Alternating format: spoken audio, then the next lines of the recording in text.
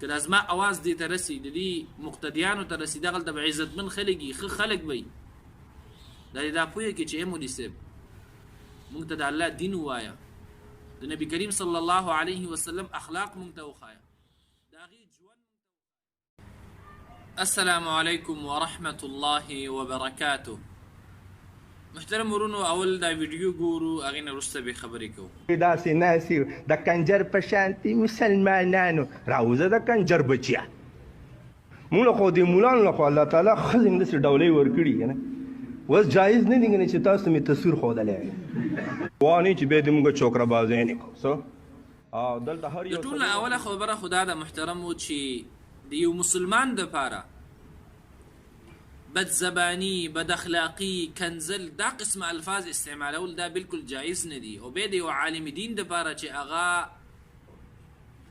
د قرآن او د سنت علم کړی په هغې باندې د مفتي نوم پروت دي، هغه په مسجد کې په منبر باندې دا قسم الفاظ وایي، نو دا ډېره غټه خبره ده محترم.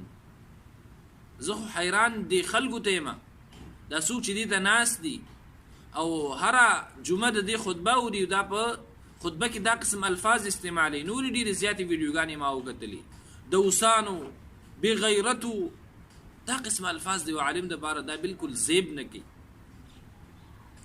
دا کوم خلک چې ورته ناست دي دا مته نه چې یا مولي صاحب دا منبر چې دی دا خو د قال الله قال الرسول دپاره دی، د منبر نه خو دین خورېږي.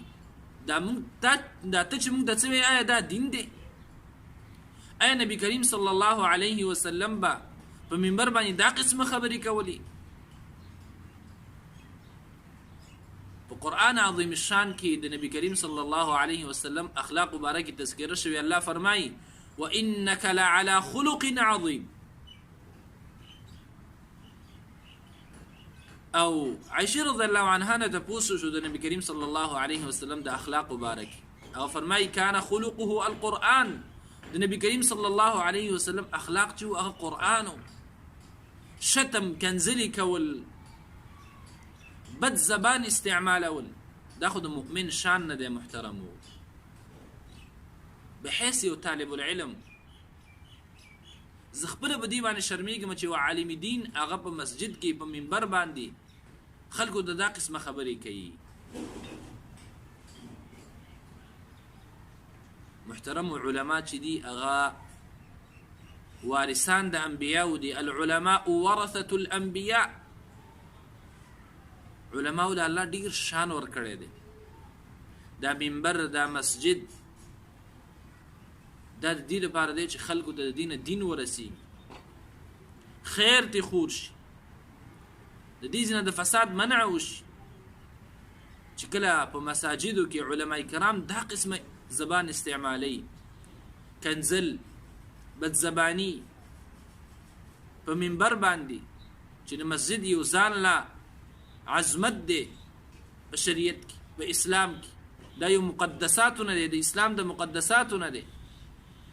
منبر د دې لحاظ م انسان ونه کې او دا قسم الفاظ وي، دا ډیره بده خبره ده محترم.